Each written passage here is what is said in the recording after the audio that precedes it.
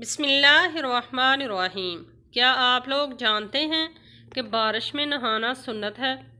हज़रत अनस रज़ी अल्लाह अन्हो बयान करते हैं कि एक बार हम रसूलुल्लाह सल्लल्लाहु अलैहि वसल्लम के साथ थे तो बारिश बरसने लगी।